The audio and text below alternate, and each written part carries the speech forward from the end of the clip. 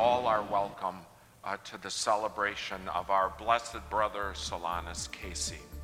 Hundreds gather at the Solanus Center in Detroit. They're celebrating the feast day of Blessed Solanus Casey. The simple priest worked for years as the doorkeeper at St. Bonaventure Monastery. Many consider him instrumental in their blessings and cures. Father Solanus died in 1957. The church beatified him in 2017. That puts him one step away from possible sainthood. The Holy See mission to the United Nations is highlighting the work of women religious who fight human trafficking. What has surprised me the most about working with the nuns is to really see firsthand their total engagement and chutzpah.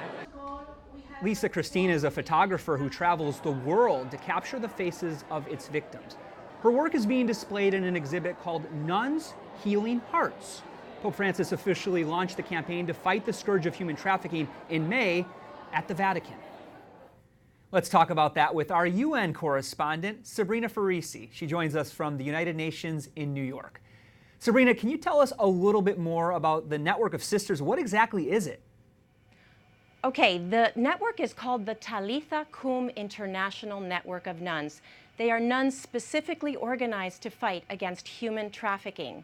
They were established 10 years ago. They're in 77 countries, in 5 continents, and about 2,000 of these nuns have consecrated themselves to fighting human trafficking. Last year alone, they reached 15,500 survivors. The name comes from a gospel story where Jesus raises a girl from the dead by saying Talitha Kum, which means rise up.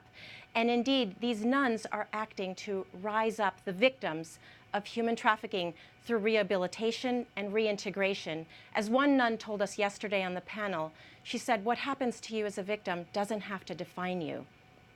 Incredible. And why are Catholic nuns, sisters, so important in this fight against human trafficking? Nuns are really the unsung heroes of this movement, and all the groups involved in fighting human trafficking keep saying this. So there are a couple of reasons. First of all, nuns live in communities among the poor all over the world. In many cases, they're already offering social services to the poor, and we have to remember that the poor are the most vulnerable to human trafficking. Secondly, they're women of faith, and they offer hope to the victims.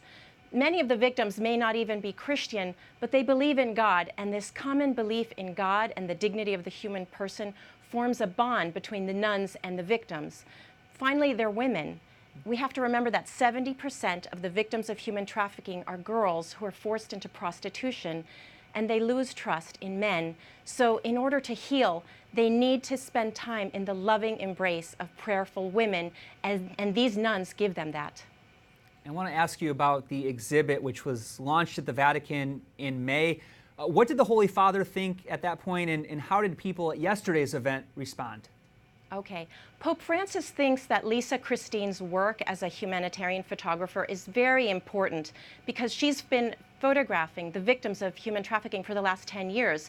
He was so impressed with her work that, as you said, he launched an exhibit May 10th in the Vatican of last year, because this exhibit really puts a human face on this terrible, terrible scourge.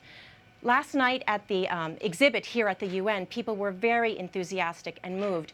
Lisa Christine gave a presentation where she told many stories of the people behind each photograph. And you know, Jason, when you hear these stories, the horror of human trafficking becomes more than just a statistic. It becomes a reality.